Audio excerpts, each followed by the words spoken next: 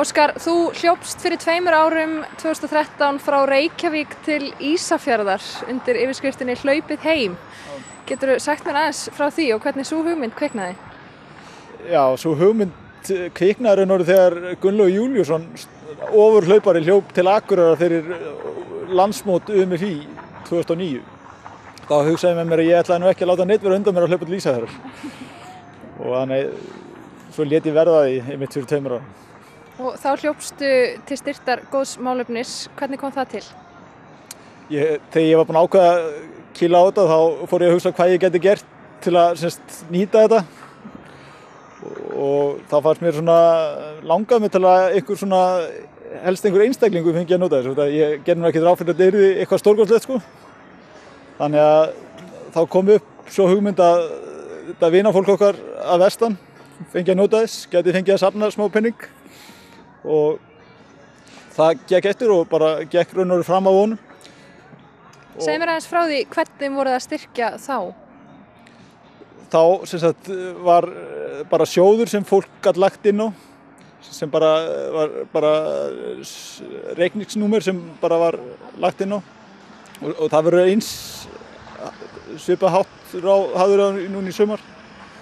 Það verður bara hægt að leggja inn á ákveðin reikning. Og þú ert búin að fá í ár til liðs við þig félaginn og áfangastæðurinn er annar í ár. Já, Gísli vinur minn, ég náði að plata hann með mér.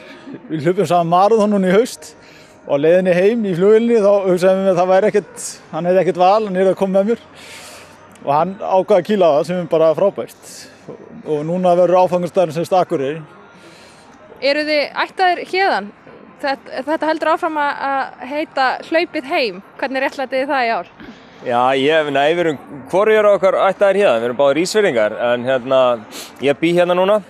Þannig að það má ná þeirri tengingu og svo ætlum við að safna peningum til styrktar strák, 10 ára dreng hérna sem er mikið fjölfatlaður og þannig að við erum kannski að hlaupa heim til hans og vekja með því athygli á málefnum langveikra barna, svona kannski helst. En jafnframt að safna svolítið peningum í kannski má segja tækjasjóð, getum við sagt það, fyrir þennan félag okkar, hann Kristján Loga Kárason sem er 10 ára gamall og reyna að stiga svolítið baki á honum og hans fjölskyldu. Og jafnframt ætlum við nú að gefa eitthvað af þessum peningum, vel gengur og vel safnast að leyfa barnadeild spítalans hérna á Akureyri að njóta.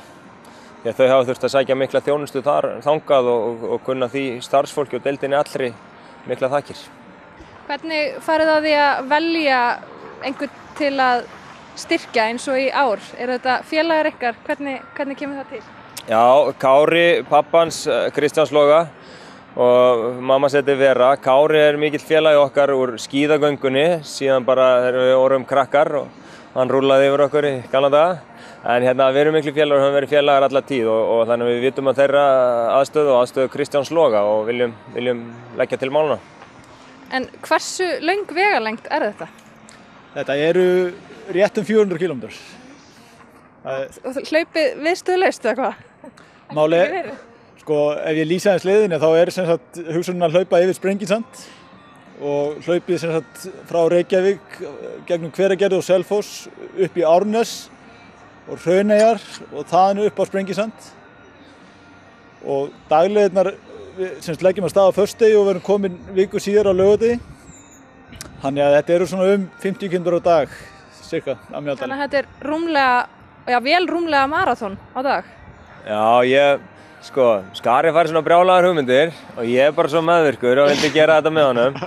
Hann getur þetta, hann er búinn að sanna með það að hlaupa til Ísafjarðar. Ég ætla að leggja mig allan fram og ég hef litlar afsakanir að fara að gefast upp eða eitthvað því að hann hljóp til Ísafjarðar og tábrotnaði hann á miðri leið.